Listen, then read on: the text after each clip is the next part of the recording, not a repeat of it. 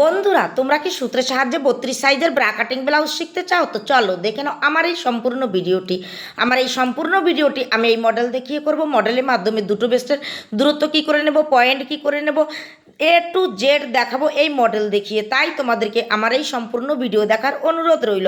চলো মূল ভিডিও শুরু করি। প্রথমে দেখো, সোজা করে একটা দাগ দিয়ে দেবো। তারপরে আমাদের ব্লাউজের ঝুল বা লম্বা নেব।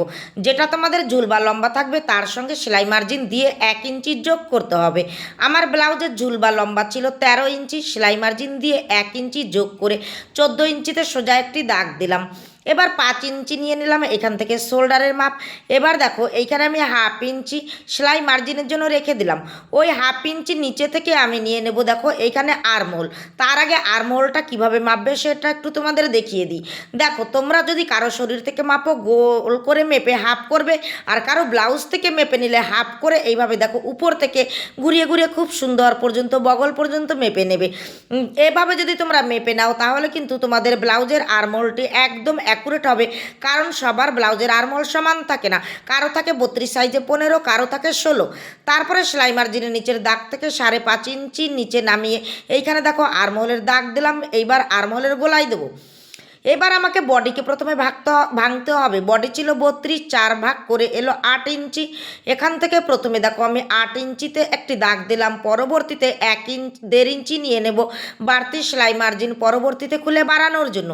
কোমরও দেখো, কোমর ছিল 28, এই দিকে 4 ভাগ করে এলো 7 ইঞ্চি। তো প্রথমে এখানে 7 ইঞ্চিতে একটি মার্ক করলাম, 1 ইঞ্চি নিয়ে নিলাম টেকিনের জন্য। তারপরে উপরে যে 1.5 ইঞ্চি ছিল সেই 1.5 ইঞ্চিকে নিচে এখানে দেখো নামিয়ে দেওয়া হলো। তো এইবার আমি দাগগুলিকে মিলিয়ে দেবো। যদি ভিডিওটি ভালো লেগে থাকে একটা লাইক দিয়ে আমার পাশে থাকবে। তোমরা আমার থেকে কোন ধরনের ভিডিও দেখতে চাও কমেন্টে জানাবে। কোন থেকে 1 ইঞ্চি নিলাম, আর এইখানে দেখো আর্মহোলের দাগটাকে মিডিল করে দিয়ে এইবার এখানে সুন্দর করে আর্মহোলের শেপটা আমি দিয়ে দিলাম। আরও ডিটেলসে যদি ভিডিও দেখতে চাও তাহলে তোমরা আমার চ্যানেলকে অবশ্যই সাবস্ক্রাইব করবে। আর আমি প্রত্যেক মাসে কিন্তু ব্লাউজের উপরে একটা অনলাইন ক্লাস রাখি, কোর্স করাই। তোমরা চাইলে স্ক্রিনে দেওয়া নাম্বারে ফোন করে ভর্তি হতে পারো। আমি 6 আইটেমের ব্লাউজ শেখাই। প্রত্যেকটা আইটেম থাকে 25 থেকে 50 সাইজ পর্যন্ত।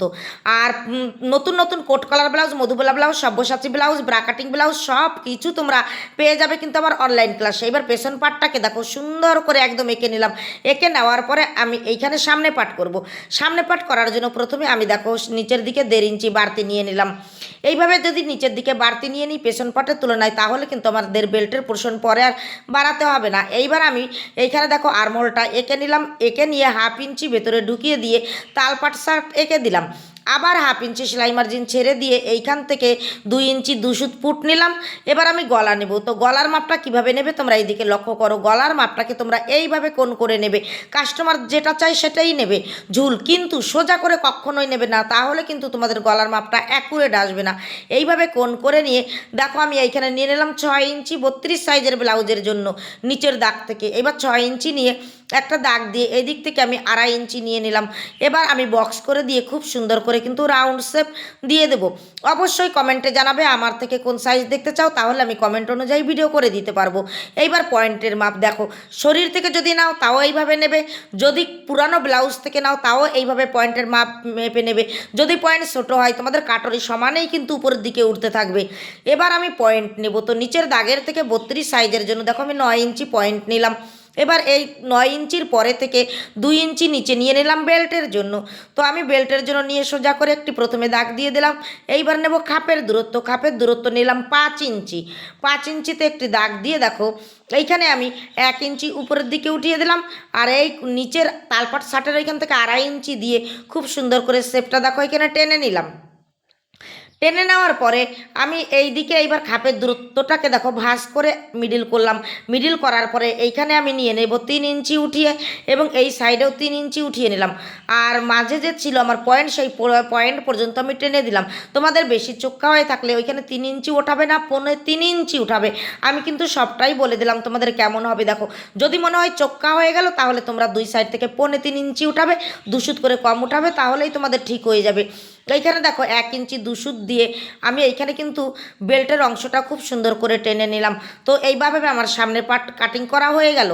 তো আমি কিন্তু অনলাইন ক্লাসে ব্রাকাট ব্লাউজের বিভিন্ন ধরনের সমস্যা সমাধানের উপরে এক্সট্রা একটা ক্লাস করাই।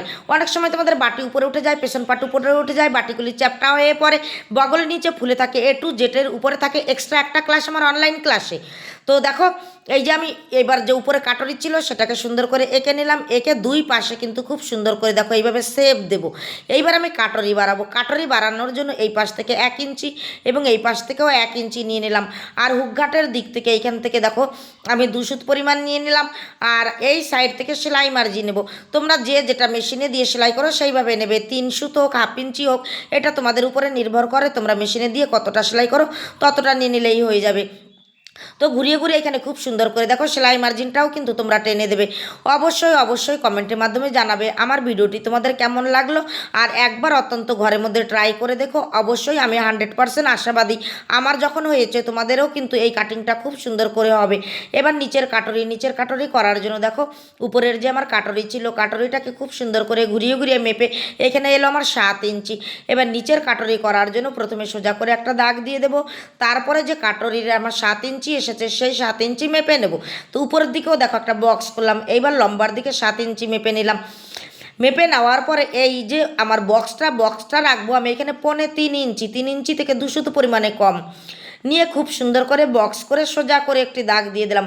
অবশ্যই অবশ্যই ভিডিওর মধ্যে একটা লাইক দেবে, তাহলে আমার ভিডিও করার আগ্রহ বেড়ে যাবে আর আমার চ্যানেলটাকেও সাবস্ক্রাইব করে রাখবে।